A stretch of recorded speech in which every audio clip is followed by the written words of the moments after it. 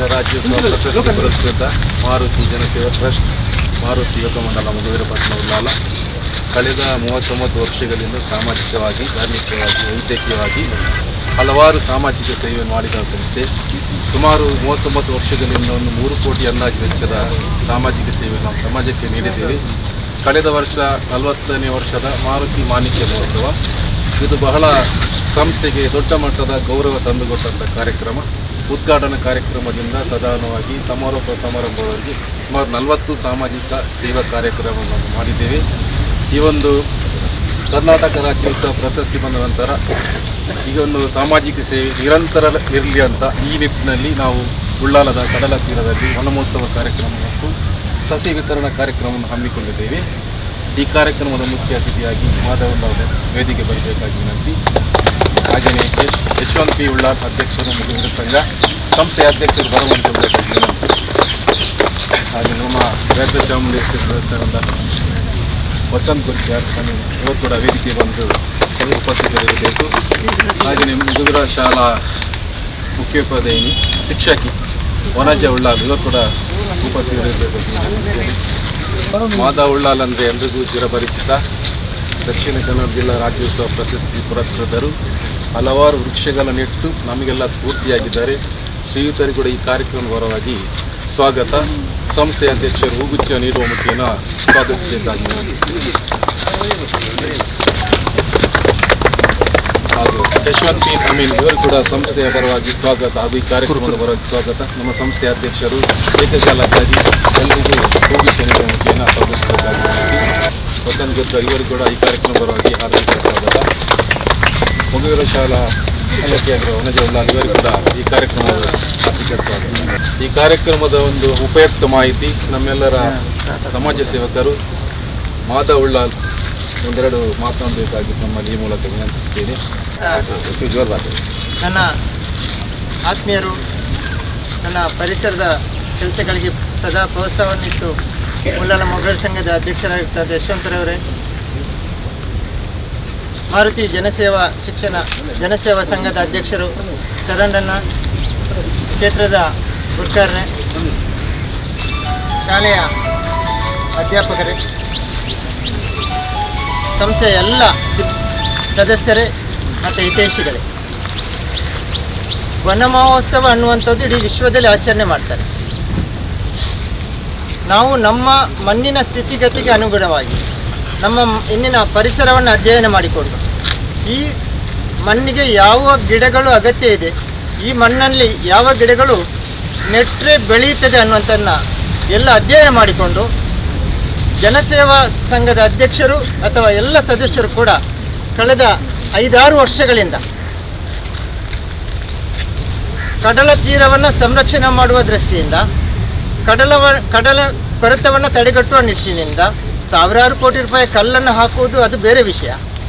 ಆದರೂ ಕೂಡ ಪ್ರಕೃತಿದತ್ತವಾಗಿ ಸಮುದ್ರ ಕೊರೆತವನ್ನು ತಡೆಗಟ್ಟುವ ನಿಟ್ಟಿನಲ್ಲಿ ಗಾಲಿ ಮರ, ಇಡೀ ನಮ್ಮ ಕರಾವಳಿ ಪ್ರದೇಶಕ್ಕೆ ಹೊಂದಾಣಿಕೆ ಹಾಕುವಂಥ ಒಂದು ಗಿಡ ಇದ್ದರೆ ಅದು ಗಾಲಿ ಮರ. ಈ ಗಾಲಿ ಮರವನ್ನು ಒತ್ತೊತ್ತಾಗಿ ನೆಟ್ಟು ಅತಿ ದೀರ್ಘವಾಗಿ ನಾವು ಅದನ್ನು ಸಾಕಿ ಸಲಹಿದರೆ ಖಂಡಿತವಾಗಲೂ ನಮ್ಮ ಕರಾವಳಿಯನ್ನು ಸಂರಕ್ಷಣೆಯನ್ನು ಮಾಡಲಿಕ್ಕೆ ಸಾಧ್ಯ ಇದೆ, ಕೊರತೆಯನ್ನು ತಡೆಗಟ್ಟೋದಕ್ಕೆ ಸಾಧ್ಯ ಇದೆ.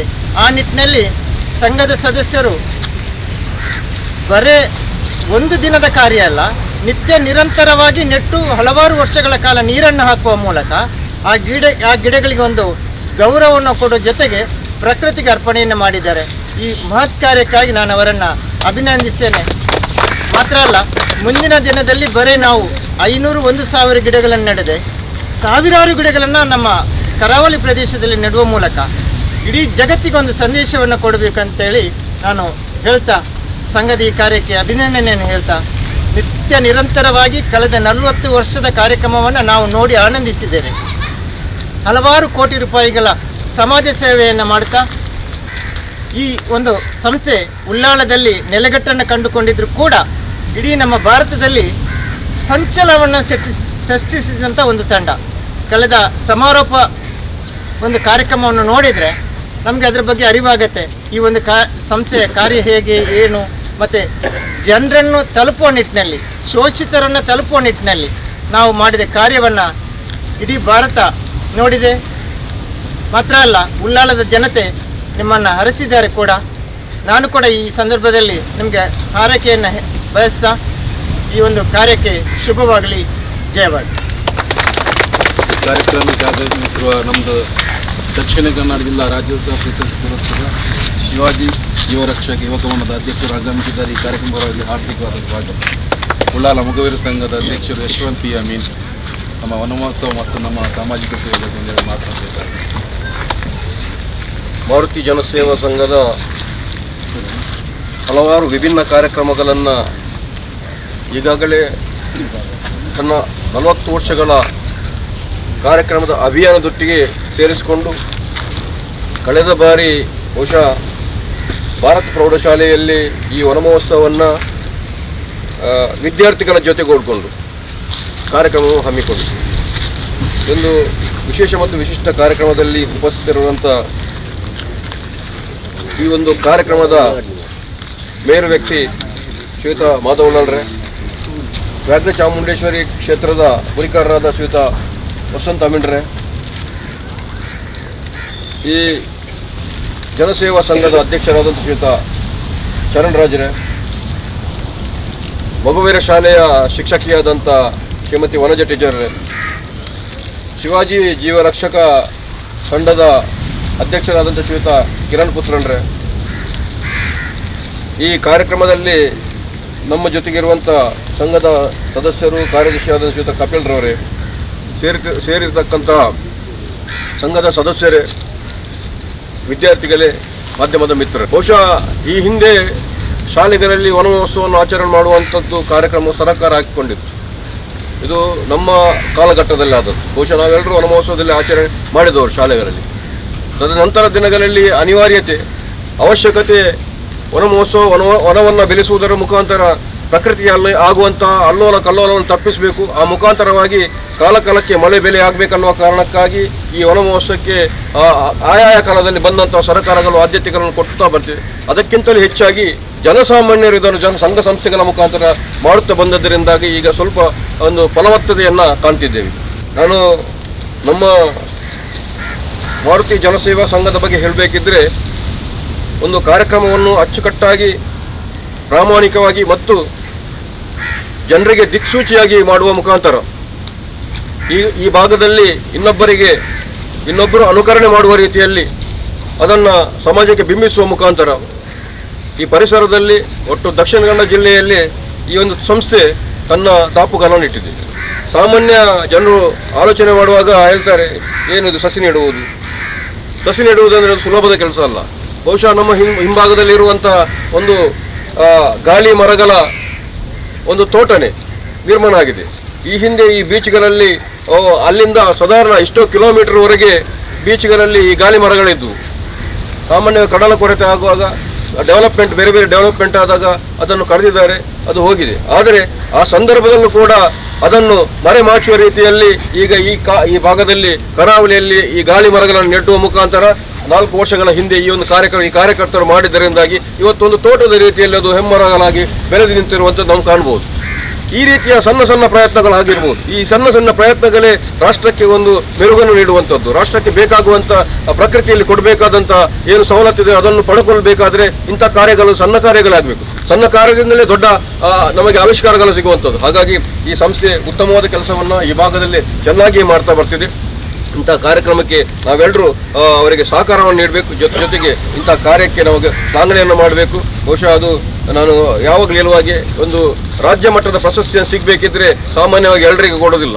ಇಂಥ ಕಾರ್ಯಗಳನ್ನೇ ಗುರುತಿಸಿಕೊಂಡು ಆ ಸಂಸ್ಥೆಗೆ ಸಿಕ್ಕಿದೆ ಅನ್ನುವಂಥದ್ದನ್ನು, ಅರ್ಹರಿಗೆ ಸಿಕ್ಕಿದೆ ಅನ್ನುವಂಥದ್ದನ್ನು ಹೇಳಬೇಕೆ ಹೊರತು ಈ ಕಾರ್ಯಕ್ಕೆ ನಾವೆಲ್ಲರೂ ಅಭಿನಂದನೆ ಸಲ್ಲಿಸ್ತೇನೆ. ಒಟ್ಟು ಈ ಕಾರ್ಯ ನಿರಂತರವಾಗಿ ಜರಗಲಿ. ಇದನ್ನು ನೋಡಿ ಮಾಧ್ಯಮದಲ್ಲಿ ಯಾರು ನೋಡ್ತೀರೋ, ನೀವು ಮಾಡುವವರಿದ್ದೀರಿ ತುಂಬಲ್ಲಿ, ಮಾಡದವರು ಇದಕ್ಕೆ ಕೈ ಜೋಡಿಸುವ ಮುಖಾಂತರ ಈ ಕಾರ್ಯ ಇನ್ನಷ್ಟು ಫಲವತ್ತೆ ಆಗಬೇಕು. ಆ ರೀತಿಯಲ್ಲಿ ನಿಮ್ಮ ನಡವಳಿಕೆ ಇರಲ್ಲ ಅಂತ ಹೇಳುತ್ತಾ ಅವಕಾಶಕ್ಕೆ ಹೊಂದಿಸಿ ನನ್ನ ಮಾತನ್ನು ಮುಗಿಸ್ತೇನೆ. ಜೈ ಹಿಂದ್, ಜೈ ಕರ್ನಾಟಕ. ಕಾರ್ಯಕ್ರಮದ ಬಗ್ಗೆ ಹಾಗೂ ನಮ್ಮ ಎಲ್ಲ ಮಿತ್ರರಿಗೆ ವಂದಿಸುತ್ತಾ, ಮರ ಮತ್ತು ಗಿಡಗಳು ನಮ್ಮ ಪರಿಸರವನ್ನು ರಕ್ಷಿಸುವುದರಲ್ಲಿ ಮಹತ್ತರವಾದ ಪಾತ್ರವನ್ನು ವಹಿಸಿರುತ್ತದೆ. ಆ ನಿಟ್ಟಿನಲ್ಲಿ ನಾವು ಈ ಬಾರಿ ಉಳ್ಳಾಲ ಬೀಚ್ನಲ್ಲಿ ಈ ವನಮಹೋತ್ಸವ ಕಾರ್ಯಕ್ರಮ ಹಾಗೂ ಸಸ್ಯ ವಿತರಣಾ ಕಾರ್ಯಕ್ರಮವನ್ನು ಆಯೋಜಿಸಿದ್ದೇವೆ. ಈ ಕಾರ್ಯಕ್ರಮಕ್ಕೆ ನಾವು ಸ್ಥಳೀಯ ಸಂಘ ಸಂಸ್ಥೆಗಳನ್ನು ಆಹ್ವಾನಿಸಿದ್ದೇವೆ. ಯಾಕೆಂದರೆ ಖಾಲಿ ಒಂದು ನಾವು ನೆಟ್ಟರೆ ಅದನ್ನು ಅದರಷ್ಟೇ ದೊಡ್ಡದಾಗಲಿಲ್ಲ. ಸ್ಥಳೀಯ ಸಂಘ ಸಂಸ್ಥೆಗಳ ಸಹಾಯ ಇದ್ದರೇ ಅದನ್ನು ಬೆಳೆಸಬಹುದು. ಹಾಗಾಗಿ ಮುಂದಿನ ದಿನಗಳಲ್ಲಿ ಸ್ಥಳೀಯ ಸಂಘ ಸಂಸ್ಥೆಗಳ ಒಟ್ಟಿಗೆ ಸೇರಿ ಇಂಥದ್ದೊಂದು ಅನೇಕ ಕಾರ್ಯಕ್ರಮ ಹಾಗೂ ಬೀಚ್ ಕ್ಲೀನಿಂಗ್ ಅಂತ ಕಾರ್ಯಕ್ರಮ ನಡೆಸುವುದಾಗಿ ತಿಳಿಸುತ್ತೇನೆ. ಎಲ್ಲರಿಗೂ ಧನ್ಯವಾದ. ಕಾರ್ಯಕ್ರಮ ಉಳ್ಳಾಲದ ಗತವೈಭವ ಅಂದರೆ ಹಿಂದಿನ ಕಾಲದಲ್ಲಿ ಗಾಳಿ ಮರಗಳು ಸಾಕಷ್ಟಿತ್ತು. ಆ ಒಂದು ಗತವೈಭವ ಇನ್ನು ಮರುಕಳಿಸಲಿ ನಮ್ಮ ಸಂಸ್ಥೆಯ ಪರವಾಗಿ ಇದು ಸ್ಫೂರ್ತಿಯಾಗಲಿ ಇನ್ನು ಮುಂದಿನ ಪೀಳಿಗೆಗೆ ಅಂತ ತಿಳಿಸುತ್ತಾ ಕಾರ್ಯಕ್ರಮವನ್ನು ಸಸಿ ವಿತರಿಸುವ ಮುಖೇನ ಈ ಕಾರ್ಯಕ್ರಮವನ್ನು ಇನ್ನಷ್ಟು ಅರ್ಥಪೂರ್ಣವಹಿಸೋಣ. ನಮ್ಮ ಸಂಸ್ಥೆಯ ಅಧ್ಯಕ್ಷರು ಸಸಿಯನ್ನು ನಮ್ಮ ಮಾಧವುಳ್ಳ ಅವರಿಗೆ ಹಸ್ತಾಂತರಿಸಬೇಕಾಗಿ ವಿನಂತಿಸುತ್ತಾರೆ.